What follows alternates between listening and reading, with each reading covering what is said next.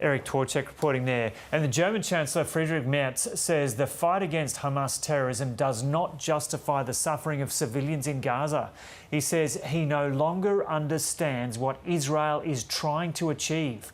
Deutsche Welle correspondent Thomas Sparrow joins us now from Berlin. Thomas, g'day. So how important is this statement by Germany's new Chancellor given Germany and Israel's close ties? This statement by Germany's new Chancellor, Friedrich Merz, is very significant because it's being described as a departure from Germany's otherwise very cautious approach to Israel. Now, this cautious approach has historical reasons, Germany's historical responsibility after Nazi crimes specifically against Jews. And in fact, here in Germany, it is seen as a matter of state, not necessarily of government, but of state, to guarantee the security of Israel. That is something that, for example, former German Chancellor Angela Merkel described in Israel in 2008 as a reason of state.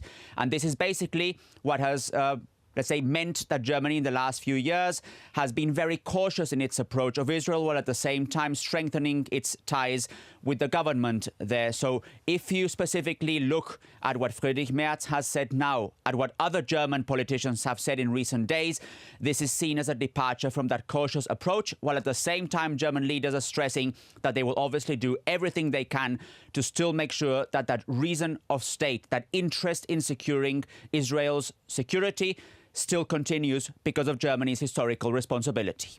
And has there also been a bit of a shift in tone from other EU leaders with their statements on Israel or not?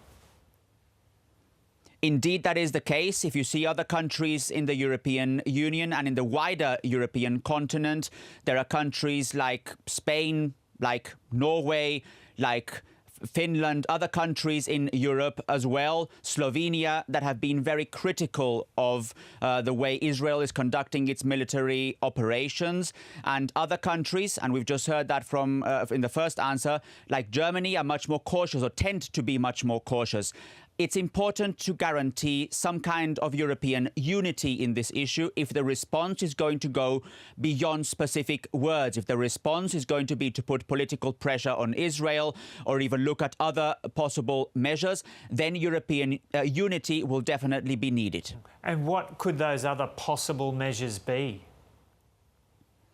Specifically, one of the issues that is being discussed here in Germany is to stop military spending, or at least military deliveries to Israel. That's something that some politicians, especially from the Social Democrats here, have asked for. But members of the Conservative bloc are a bit skeptical because they still guarantee that those deliveries are important for Israel, even beyond what is happening now in Gaza. At a wider European level, there's also a discussion about potential sanctions. But again, there is no European unity on this aspect. And a third element is reviewing the trade relationship between the European Union and Israel. You can see there are a wide variety of issues, from trade to politics to the military aspect as well. But this is something that is ultimately going to require both unity at a national level here in Germany if something is going to be implemented, and then at a broader European level as well. OK, Thomas Sparrow there in Berlin. King Charles has opened Canada's parliament by saying the country will remain strong and free.